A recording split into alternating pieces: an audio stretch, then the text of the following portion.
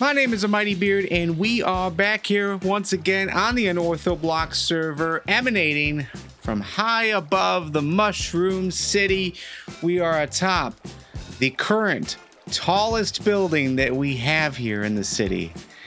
And I say current because we might change that today.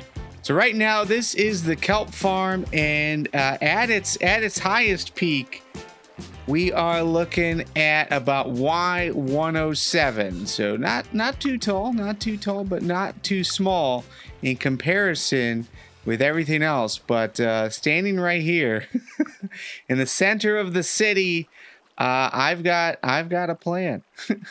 So as you can see, I've pasted in a few schematics. Now we might not follow everything to detail. These were pulled from a RaiseWorks test world where he had a few different machines, but we're gonna be building them today. The first machine is this guy, and it is a moss farm. So we will be able to get moss and azalea and the moss carpets as well. Above that, we're gonna stack a dripstone farm. So this basically will allow the dripstone to grow. And on the other side that you can't see, there is a flying machine that will come over, knock everything down, and then go back. And that is done on a daylight sensor. So once a day, we'll be doing that. And right above that is the same thing. We've got, but this time it is a glowberry farm. So same basic premise. You can actually see the flying machine in place there, and yeah, it'd be running the same kind of pattern per a daylight sensor.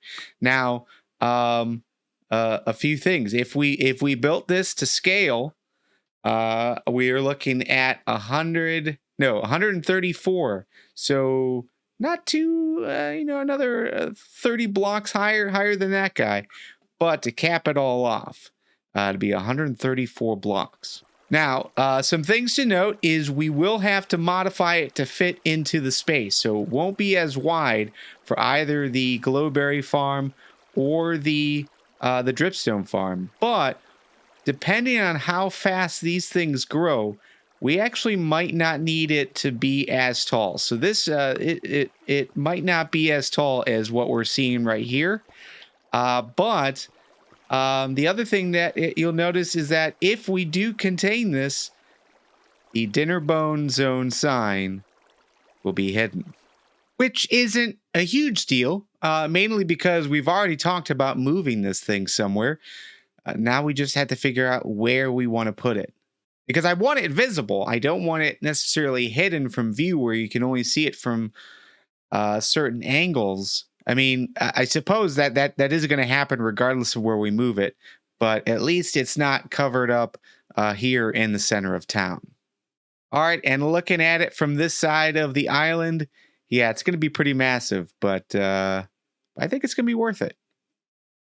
So this is going to be a multi-step process. The first is to build the farms out. The second is to then put the shell around it. And then last but not least, just trying to make sure we've got access to everything and also filter all of that stuff into our storage warehouse. It's going to be a massive thing. I don't know if we'll be able to finish it today, but we're going to try. So without further ado, let's stop wasting time and get into build mode.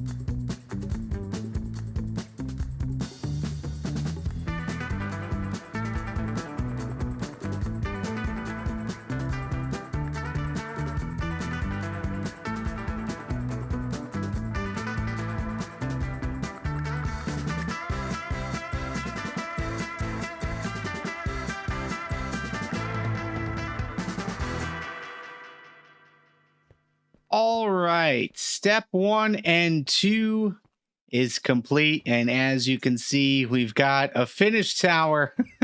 I mean, finished is in the farms are done, and the tower has been built as far as the overall structure.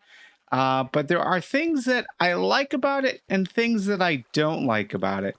The thing I don't like about it is how flat it turned out. I think I got my math wrong.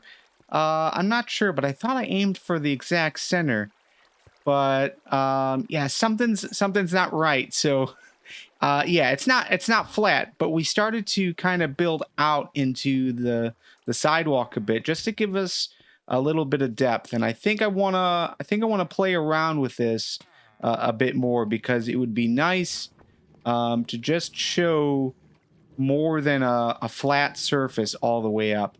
Over here, we did encroach a little bit on the park itself that was on this part, our original park. So I decided to retain it, but half cover it just to, shield people from the rain. But I kind of like this idea that, a majority of the farm is up to this pillar, but then we've got like this extension for our higher floors. As far as what's left inside, minus the glass, because I am toying with some glass ideas here. I'd like this to be some kind of office complex look, but obviously there's like things that we need to hide, so it'll be kind of difficult. But we're going to try. This is the Moss Farm in completion, and it has been working pretty well. So we've got 2 shulkers of moss. And then this is as much azalea that we have so far. But yeah, things are coming in. And let me climb back up here.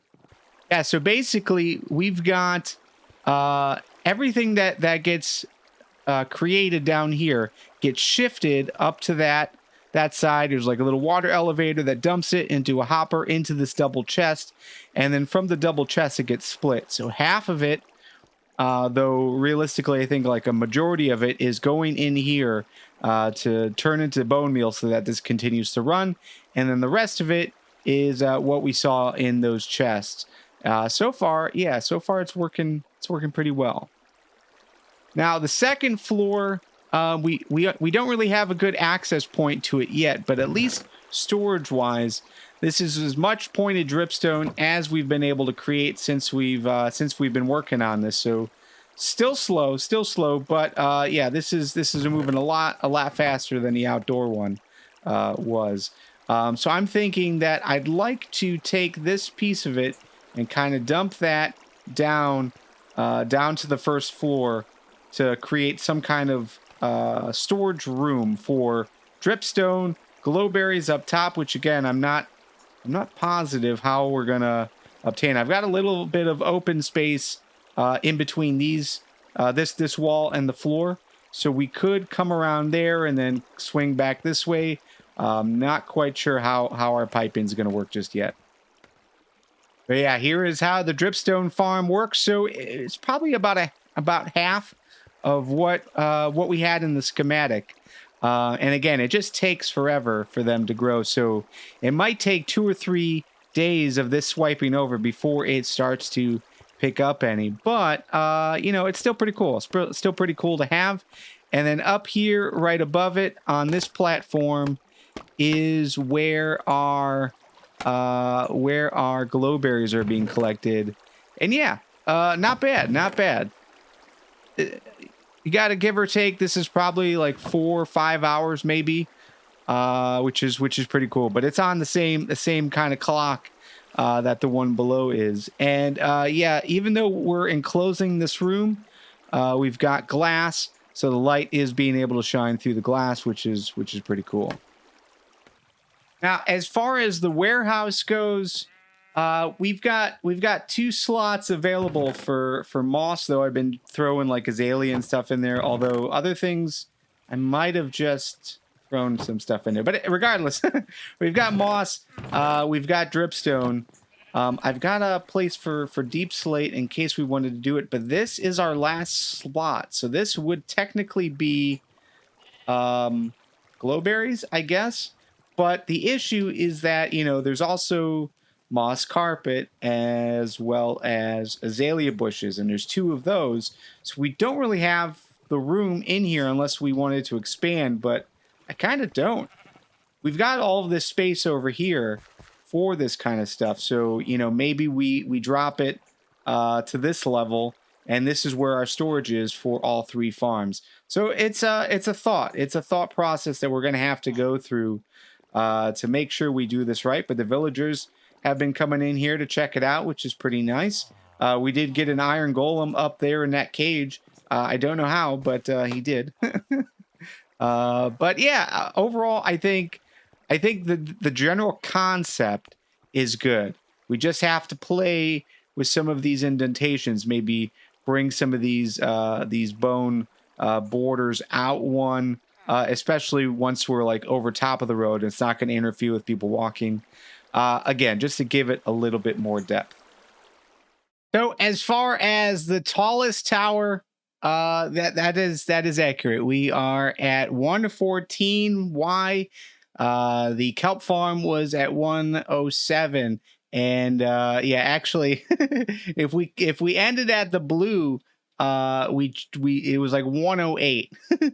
It was like just barely higher, and I felt like we just needed the extra level just for bragging rights. There's no purpose yet for up here, but just for bragging rights. But yeah, overall, I'm pretty happy. We were able to use a lot of wool, obviously a lot of bones, as that's what we do around here. But we used a lot of wool, about 2.5, 3 stacks of wool for each level. And yeah, I like adding. I like the addition of more colors to the island. It's definitely nice. Now, I feel like we have started projects and haven't completed them the last few times we were together. Like we've got the park system that we still have to finish, but we need the dripstone to do that. And unfortunately, we used pretty much all of our dripstone for just the creation of this farm. So we're gonna have to hold off. I'm gonna have to do a little bit of AFK time around here just to get enough dripstone to get back to where we were before, so that we could really wrap up that side of things. But I'm hoping in the next few episodes we can finish this up. We've got to add a roof, we got to add depth and make it look pretty, and then obviously our park system we have to finish. And then I mean, realistically, we're pretty much wrapped up with the island. We still have to move the dinner bone zone sign. That is a thing. And then we've got this little chunk over here. Oh no. We've got this little chunk over here that we have to wrap up. And I don't know what we're gonna do with it. We might just leave it. We might just leave it as is. Have that as our last remnant of the original island, kind of like a historical piece. But yeah, that's where we'll leave it. My name's Mighty Beard. It's been a pleasure, and we will play Minecraft together again very soon. Later.